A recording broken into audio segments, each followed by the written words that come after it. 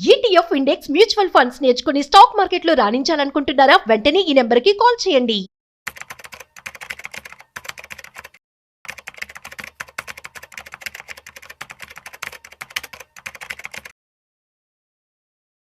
Hello అండి మాధవి గారు. Hello అండి. యా, సో నార్మల్ గా ఇప్పుడు ఎస్ఐపిస్ కి వస్తే అందరూ ఎస్ఐపిస్ చేస్తూ ఉంటారు, ఇంట్రెస్టెడ్ లైక్ సేవింగ్స్ అని వినగానే మంచి రిటర్న్స్ వస్తాయని ఎక్స్పెక్టేషన్ తో. But for some different kinds of reasons తో స్టాప్ చేసేస్తారు మధ్యలో. లైక్ మేబీ వాలటాలిటీని చూసో లేదంటే పానిక్ అయిపోయి వాళ్ళకంత సేవింగ్స్ లేకో సడన్ గా స్టాప్ చేస్తారు. So how does it effect in that growth అంటారు యాక్చువల్లీ? సో ఇప్పుడు మనం చాలా డేటా తీసుకుంటే ఎస్ఐపిస్ స్టార్ట్ చేస్తూ ఉంటే అందులో ఒక 3 years అవ్వగానే 80% పీపుల్ ఆపేస్తున్నారండి. 80% స్టాపేజ్. ఎవ్వరూ ఒక 2 years 3 years వరకు అంతే కంటిన్యూ చేయట్లేదు. అంత హై స్టాపేజ్ రేషియోస్ అనేవి మనకి కనిపిస్తున్నాయి. దానికి కారణాలు చాలా చెప్పొచ్చు. ఇప్పుడు మీరు మెన్షన్ చేసినట్టుగా ఒకటి ఏంటంటే మార్కెట్ వాలటిలిటీ. ఏంటి అంటే లాస్ట్ 2-3 years నుంచి మంచి రిటర్న్స్ కనపడ్డాయి. సో అందుకని అందరూ వచ్చారు, అరే ఇక్కడ ఇన్వెస్ట్ చేస్తే మనకి 20% 15% మనకి గ్రోత్ కనిపిస్తుంది, మనకి అమౌంట్ అనేది బాగా రిటర్న్స్ వస్తున్నాయి అని చెప్పి అందరూ వచ్చారు. పాస్ట్ రిటర్న్స్ లాస్ట్ 3 years ఇచ్చిన రిటర్న్స్ చూసి 2023 వరకు వాళ్ళు ఆ రిటర్న్స్ ఏవైతే ఉన్నాయో బాగా వాళ్ళు ఆ రిటర్న్స్ చూసి వచ్చిన వాళ్ళు ఉన్నారండి. బట్ ఎప్పుడైతే ఇక్కడ ఒక 1 year నుంచి రిటర్న్స్ లేవు, మార్కెట్స్ అప్పుడు లాస్ట్ జులైలో ఎలా ఉందో ఇప్పుడు కూడా అలానే ఉంది. అంటే దెర్ ఇస్ నో అంటే సేమ్ లెవెల్ అంటే ఈ లాస్ట్ 1 year నుంచి ఎవరికి రిటర్న్స్ లేవండి. కొన్ని అయితే నెగిటివ్ చూపిస్తున్నాయి. సో ఎప్పుడైతే మీకు నెగిటివ్ కనిపించిందో మీరు ఏమనుకుంటారు, ఓకే మళ్ళీ మార్కెట్స్ బాగా అయినప్పుడు మళ్ళీ పెట్టుకోవచ్చు, ఇప్పుడు మళ్ళీ మన అమౌంట్ ఇంకా వెనక్కి వెళ్ళిపోతుందేమో, మళ్ళీ రీఎంట్రీ తీసుకుందాము అని ఒక రీజన్ తో ఈ మార్కెట్ వాలటిలిటీ వల్ల కొంతమంది బ్యాక్ వెళ్ళిపోవచ్చు. ఇక్కడ కన్నా మళ్ళీ ఎఫ్డీలో పెట్టుకుంటే కనీసం 7% అయినా వస్తుంది, ఇక్కడ అది కూడా కనిపించలేదు, నేను లాస్ట్ 1 year నుంచి పెట్టాను, ఆ 1 year లో నాకు నెగిటివ్ కనిపించింది, ఇదే మనీ నేను ఎక్కడైనా పెట్టుకుంటే 5% అయినా వచ్చేది. అంటే దిస్ ఈస్ హౌ అంటే people are coming in to the mutual funds with short term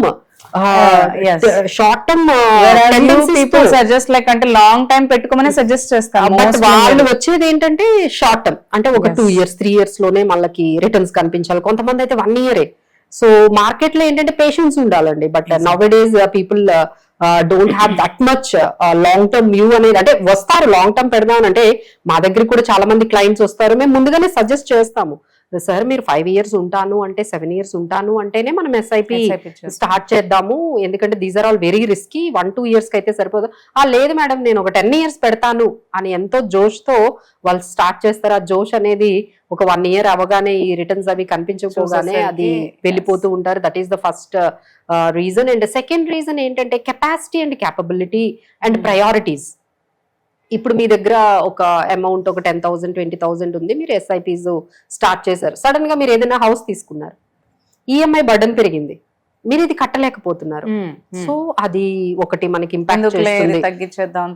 ఎందుకంటే కెపాసిటీ ఇంకా తగ్గిపోయింది, ఎందుకంటే మీరు అంతా ఓవరాల్ గా కరెక్ట్ గా బడ్జెటింగ్ చేసుకోలేదు. ఓవరాల్ గా మీరు బడ్జెటింగ్ చేసుకుంటే మనం దేనికి ఎంత ఖర్చు పెట్టాలి అనేది ఈ రోజుల్లో బడ్జెటింగ్ ఎంత మంది చేస్తున్నారండి? How many people are sticking without planning వెళ్ళిపోతున్నారు. కరెక్ట్ గా ఒక కార్ తీసుకుంటారండి, ఆ ఈఎంఐ స్టార్ట్ అవుతుంది, ఈ ఎస్ఐపి ఆగిపోతుంది. ఏది స్టార్ట్ చేసినా ఇది ఆగిపోతుంది. అలానే ఒక పర్సనల్ లోన్ తీసుకుంటారు, ఇంట్లో ఏదో ఫంక్షన్ వస్తుంది, ఆ ఫంక్షన్ అనేది ఓ 10-15 lakhs ఖర్చు పెడతారు, అంతే, ఇంకా వాళ్ళ వల్ల కావట్లేదు, ఇంక ఎస్ఐపి ఆపేయడము. సో ఇలా ఏంటంటే బడ్జెటింగ్ అనేది కరెక్ట్ గా లేకపోవడం వల్ల, ప్లానింగ్ అనేది కరెక్ట్ గా లేకపోవడం వల్ల కూడా ఎస్ఐపిస్ అనేవి చాలా ఇర్రెగ్యులర్ గా ఆపేస్తూ ఉన్నారండి. సడన్ గా వాళ్ళు స్టార్ట్ చేస్తున్నారు, అలానే ఆపేస్తూ ఉన్నారనమాట. బట్ దీని వల్ల అయితే చాలా ఇంపాక్ట్ అయితే వస్తుందండి. ఎందుకంటే ఇదేంటంటే మనం ఎస్ఐపి అనగానే దాన్ని ఈసీఎస్ అంటాం, అంటే ఒక స్టాండింగ్ ఇన్స్ట్రక్షన్స్ మనం బ్యాంక్ కి ఇస్తున్నాం, just like your EMI. EMI ఎట్లా మీకు ఒక డేట్ రాగానే ఆ డేట్ కి అమౌంట్ డిడక్ట్ అయిపోతూ ఉంటుంది, అలానే మనం కూడా బ్యాంక్ కి ఏం చేస్తున్నాము, ఒక ఇన్స్ట్రక్షన్స్ ఇస్తున్నాం, ఈ 10th date కి మా 10,000 మ్యూచువల్ ఫండ్ కి ట్రాన్స్ఫర్ చేయండి. This is what you are giving the standard instructions. వాళ్ళు ఏం చేస్తారు, ఆ ఎవ్రీ మంత్ 10th రాగానే మీ అకౌంట్ లో మనీ డెబిట్ అవుతుంది, మ్యూచువల్ ఫండ్ లోకి క్రెడిట్ అవుతుంది. This is how the SIP works. So కానీ ఇదేమవుతుంది, 10th అయ్యేటప్పటికి మీ అకౌంట్ లో మనీ ఉండదు, డెఫిసిట్ లో ఉంది, మీరు మెయింటైన్ చేసుకోవట్లేదు, లేకపోతే మేనేజ్ చేసుకోలేదు, చూసుకోలేదు. అంటే ఖర్చు పెడుతూ వెళ్ళిపోతున్నారు మీరు అంతే, జస్ట్ లైక్ దట్. కొంతమంది క్రెడిట్ కార్డ్ బిల్స్ కట్టి దాన్ని యూజ్ చేసుకున్నాను, ఫస్ట్ అంత అమౌంట్ క్రెడిట్ కార్డ్ బిల్స్ కి వేసేసి తర్వాత అంటే అసలు చూసుకోరు అనమాట, అసలు బ్యాలెన్స్ మెయింటైన్ చేస్తున్నామా చెయ్యట్లేదా అనేది వాళ్ళకు కూడా తెలియకుండానే వెళ్ళిపోతుంది. బట్ ఆ టైం కి ఆ 2 days టైంలో కానీ మీ అమౌంట్ లేదనుకోండి, ఇమీడియట్ గా అది ఈసీఎస్ డెబిట్ క్యాన్సిల్ అయిపోతుంది. ఓకే. సో అంటే మీది అప్పుడు ఏమవుతుందంటే వాళ్ళు పెనాల్టీ వేస్తారండి, అంత ఈజీ కాదు. ఓకే, ఇప్పుడు బ్యాంక్ ఈఎంఐస్ లాగే వన్స్ ఆ ఈఎంఐ బౌన్స్ అవుతే దే చార్జ్, రైట్? బట్ ఇదేంటంటే ఇన్వెస్ట్ అందరూ అడగొచ్చు, మేడం అదంటే లోన్ కాబట్టి మేము కట్టకపోతే పెనాల్టీ వేశారంటే ఒక అర్థం ఉంది. అసలు ఇది ఇన్వెస్ట్మెంట్ కదా, మనం కట్టకపోతే ఎందుకు పెనాల్టీ వేయాలి అంటే this is their service charge లాగా అన్నమాట.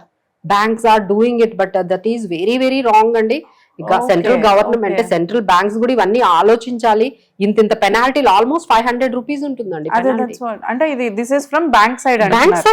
బ్యాంక్ వాళ్ళు మీరు మెయింటైన్ చేయలేనందుకు అకౌంట్, ఆ అకౌంట్ లో మనీ ఆ టైం కి మీరు మెయింటైన్ చేయలేనందుకు వాళ్ళు చార్జెస్ తీసేసుకుంటారు. So either it is ICICI or any private banks or PSU banks, మీరు ఎక్కడైనా సరే ఈ చార్జెస్ అనేవి కొంచెం డిఫర్ అవ్వచ్చండి. ఒక 300 నుంచి 600 వరకు మీకు కట్ అయిపోతూ ఉంటుందండి. So this is everyone has to understand. అనవసరంగా మీ మనీ అనేది చార్జెస్ రూపంలో వెళ్ళిపోతుంది. మీకు కావాలి అంటే ఒక ఆప్షన్ ఉంటుందండి, దాన్ని పాజ్ అంటాం. పాజ్ అనగానే మీ ముందుగానే మీకు అర్థం అవ్వాలి కదా, నెక్స్ట్ మంత్ నా దగ్గర నెక్స్ట్ 2 months లో నాకు ఇంకా మనీ ఉండవు, నాకు కొంచెం కమిట్మెంట్స్ ఉన్నాయి అన్నప్పుడు మీరు పాజ్ అనే ఆప్షన్ ఉంటుందండి. అంటే 3 months వరకు మనం ఆపొచ్చు. 3 months వరకు మీరు ఎస్ఐపీస్ డెబిట్ అవ్వకుండా ఉంటే మనం పాజ్ చేసుకుంటే ఎస్ఐపీస్ డెబిట్ అవ్వవు.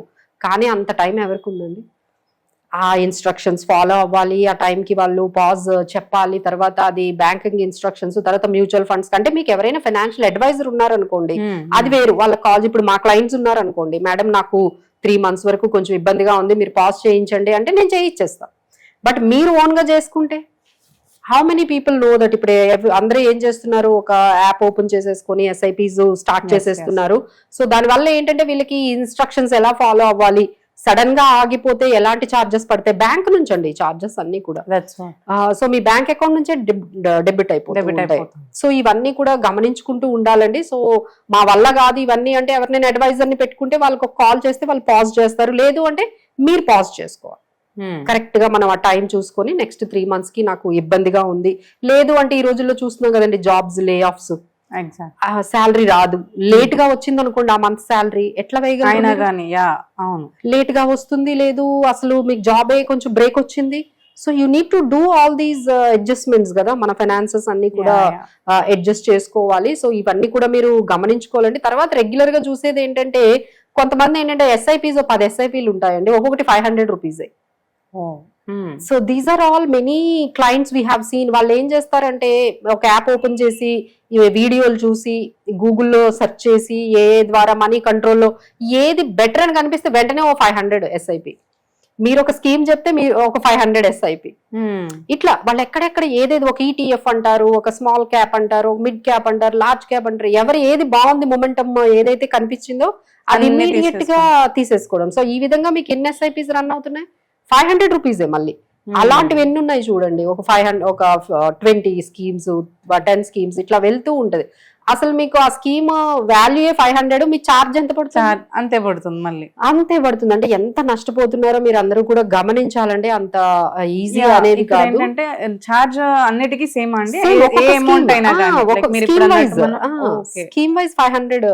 మనం ఒక్కొక్క స్కీమ్ కి ఒక్కొక్క ఈసీఎస్ అంటామండి, న్యాచ్ అంటాం అనమాట. అంటే ఏ స్కీమ్ కి ఆ స్కీమ్ సెపరేట్ ఇన్స్ట్రక్షన్స్. ఎందుకంటే ఒక్కొక్క మ్యూచువల్ ఫండ్ ఏఎంసీ డిఫరెంట్ కదా. నేను ఎస్బీఐకి ఒక మ్యూచువల్ ఫండ్ లో పెట్టాను, ఐసిఐసిఐ మ్యూచువల్ ఫండ్ లో ఒకటి పెట్టాను, హెచ్డిఎఫ్సి మ్యూచువల్ ఫండ్. సో ఎవరికి ఇన్స్ట్రక్షన్ వాళ్ళకి సెపరేట్ గా బ్యాంక్ ఇవ్వాలి కదా. సో ఏఎంసీ వాళ్ళకి అమౌంట్ అనేది ఇక్కడ డెబిట్ అయ్యి ఏఎంసీ కి ట్రాన్స్ఫర్ అవుతుంది. So every AMC is different, so every scheme is different. So దీని వల్ల మీకు ఏమవుతుందంటే మీ 500 స్కీమ్ పెడితే 500 రూపీస్ చార్జెస్ పడతాయి. So this is huge penalty అండి, అందరూ కూడా గమనించండి. సో మార్కెట్స్ అనేవి వాలటిలిటీ అనేది కామన్. బట్ ఏంటంటే దీన్ని మీరు ఇది చూసుకొని ఇంకా రిటర్న్స్ రావట్లేదని మీరు ఇలా ఎస్ఐపీలు స్టార్ట్ చేయడం, స్టాప్ చేయడం, స్టాప్ అనేది మీరు పెట్టుకుంటే వెల్త్ అనేది క్రియేట్ చేయలేము. ఒక 5 years have to check with right scheme ఉందా లేదా అనేది మనం సెలెక్ట్ చేసుకోవాలి. ఇక రైట్ స్కీమ్ ఉన్నప్పుడు ఇంకా మీరు ఆలోచించుకుంటే దాన్ని కంటిన్యూ చేయాలి, ఎందుకంటే మార్కెట్ పడినప్పుడే మీకు ఎక్కువ యూనిట్స్ వస్తాయి ఎగ్జాక్ట్. ఎస్ఐపి వర్క్ చేయాలి అంటే. సో మీరు ఇలాంటివన్నీ చేయకపోతే అసలు మీరు వెల్త్ అనేది అసలు క్రియేట్ చేయకుండా ఇంకా మనకి ఎక్కువ లాసెస్ అనేవి జరుగుతూ ఉంటాయి. ఎగ్జాక్ట్లీ. థ్యాంక్ యూ అండి, థ్యాంక్ యూ మాధవి గారు.